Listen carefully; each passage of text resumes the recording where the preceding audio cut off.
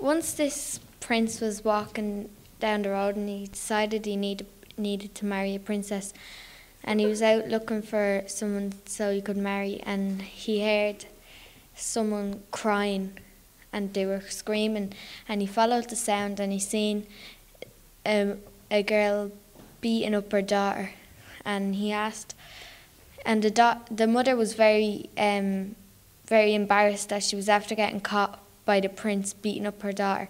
So she made up an excuse saying that she was beating her because she was so good that she got up every morning really early and made me my breakfast, and she brought the breakfast up to me, and she made an excuse, but she really was getting beaten up so that because she wouldn't get out of bed in the mornings. But the mother let it on that she was getting beat because she wouldn't stop working unless she got beaten. And she told the prince this, and the prince said, "Oh, she seems like a very good wife that I could marry." And he asked the mother, could she spin? And the mother said, "Oh yeah, she could spin really well." And he asked her, could she weave? And he said, "Oh, she can weave as well." And he asked, could she spin? And he said, "Yes, she can spin very well." And the prince thought this was very good, that it could be her wife. So he brought her home up on the back of his horse, and they went back to the palace. And the prince told the queen that he found a person he could marry. And the queen said, "Okay, you can marry her." And the queen put the girl into a room and told her to spin all the wool into yarn. And when she went into the room, she started crying because she couldn't spin at all.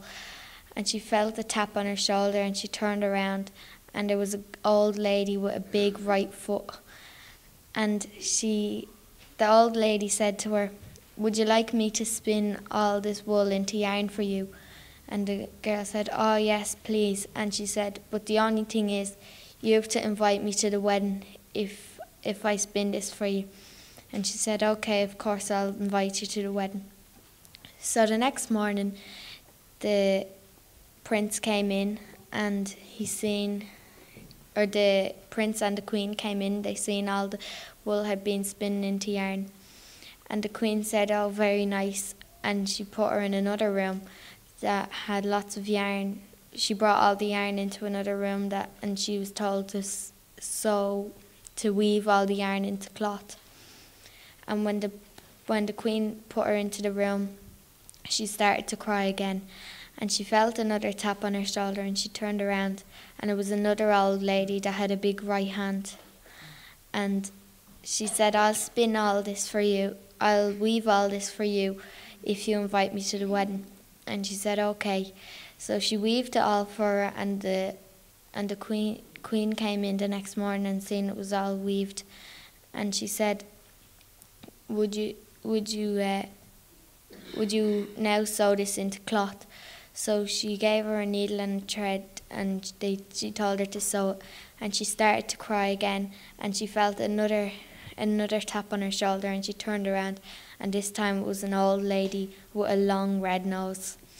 And she said to her, "I'll spin all this I'll sew all this if you invite me to the wedding." And she said, "Yeah, of course I will." And she sewed it all for her, and the queen came in the next morning, and she said, "Oh yeah, you can marry my son." So at the wedding, there was a knock on the door, and the man that was at the door opened it, and he saw the girl with the big right foot, and he said, "Are you with the bride or with the groom?" She said, "Groom, please," and he directed her over to the groom, or she said, "Bride, please," and he directed her over to the bride. And she went over to the bride, and the prince seen her, and he went over to her and he said, "I'm sorry, but I would like to know why you have such a big right foot." And she said, "Well, I've been spinning all my life, and I've been doing that with my foot on the pedal, and that's how I have such a big right foot." And he said, "My wife will never spin again. Is that clear?" She said, "Yes, sir." And she went over to the bride. And then there was another knock on the door, and this time it was the lady with the big right hand. And she said, and the man at the door said, "Are you with the bride or with the groom?" She said, "Groom, please." And she went over to the, or she said, "Bride, please." And she went over to the princess.